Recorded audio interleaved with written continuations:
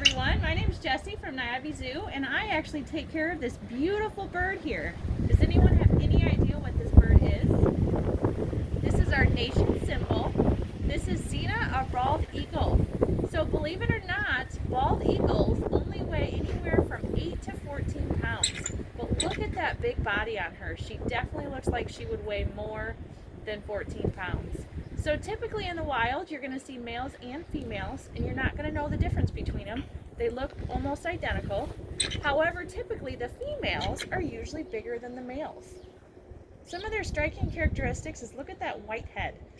They are the only bald eagle raptor species that you're going to see with that gorgeous white head. But they are compared to the golden eagles that you can see sometimes as well. And the golden eagles, their heads are all brown.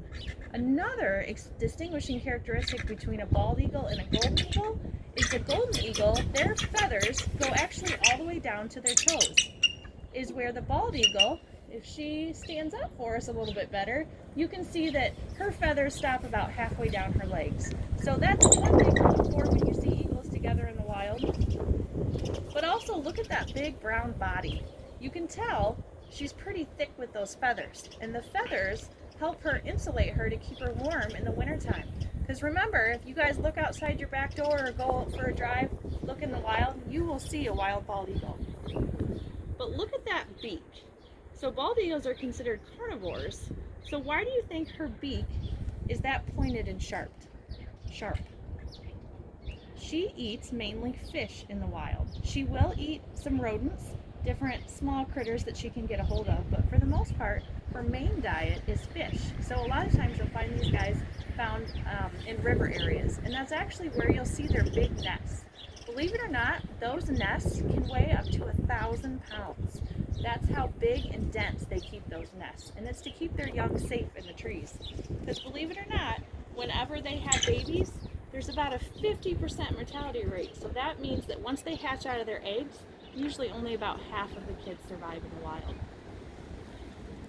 So when we talk about that beak, it's sharp because it's actually used to tear the meat apart. So if you compare her to, let's say, a robin or a sparrow, their beaks look completely different. And it's simply because they eat different things, so they have to use that beak in different ways. So if you look at her feet as well, she has what's called talons. So those talons have major carrying power. So we said they weigh anywhere from 8 to 14 pounds. Well, those talons, she can lift something that's about 4 pounds straight up off the ground and fly away with it. So can you imagine about half of your body weight just being able to pick it up and jump up with it somewhere? I know I would struggle, so I'm assuming you guys would too. So her wingspan, if she were to put her wings all the way out, it's actually longer than your height. So her wingspan can be anywhere up 6 to 7 feet long. So if you think about that, think about those Michael Jordan, for example, the tall basketball players that you see.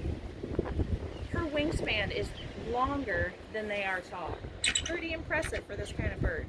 So I want to talk about one more thing real quick. These guys have had a huge recovery story because of humans. So the downfall is we caused their population to decrease, but the good thing is that we were able to do things to make sure that that population got back up in numbers. So these guys were harmed originally in the wild from habitat loss. In other words, us cutting down trees, taking away their nesting areas, and also from a chemical called DDT. So it was a dangerous chemical that actually would be used in the agriculture community, and what would happen is it would leach into the waterways, so it would seep into the rivers and streams, which is where fish is found, which would be their main food source. So unfortunately, it would hurt them if they ate the fish that were contaminated, but then also too, once they ate those fish, if for some reason it did not make them sick, it would also decrease the chance of them to be able to lay eggs that were viable. In other words, be able to have young. But the success story is we actually banned the use of DDT, and we have definitely increased areas where they can nest. So we've helped with their habitat loss, and we've done several other things to help this beautiful species. So with that, they have been taken off the endangered species list as of 2007. So for over 13 years now, their population has made a huge comeback. So as of right now, we believe there's about 100,000 approximately bald eagles in the wild. So good job to all of us. However, they are still protected, even though they're not protected from the Endangered Species Act. They are protected from the Bald Eagle and, yes, the Bald Eagle Act. So we need to give each other credit because there is ways that we can help several species, not just her. It just takes a matter of looking at different things closer and being able to make a difference. So thank you, everyone, and hopefully you enjoy the rest of your day. Could we see you give her a little snack, Jess, before we go? Can you guys sit tight and I'll grab her snack? We'll admire how gorgeous she is. You probably noticed, everybody, that she's been pretty talkative because she knows Jessie really well. This is her primary keeper.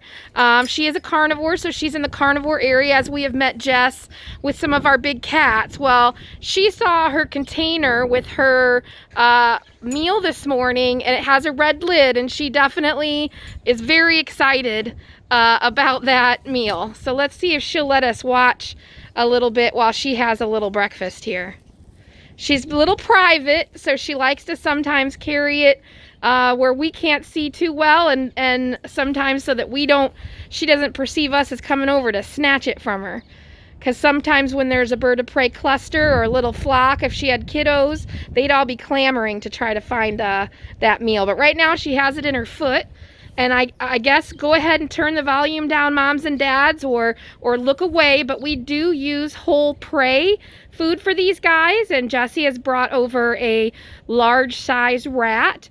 Our rats are obtained from a vendor who humanely euthanizes them and brings them to us. We have them frozen, we thaw them out, and we bring them over to our birds of prey and many of our animals that eat meat. We recognize that it's a sensitive subject when it comes to feeding whole prey, but we try to mimic exactly what they would eat in the wild, or as much as we can, and this is one of the ways we can. So she probably is a little bit shy because I'm here with Jessie filming, so we'll probably finish up here, but we thank Jessie so much for letting us share a little bit of breakfast time with Xena. She is a gorgeous animal, and we have made such great strides with these guys. So good for us and good for the bald eagles especially.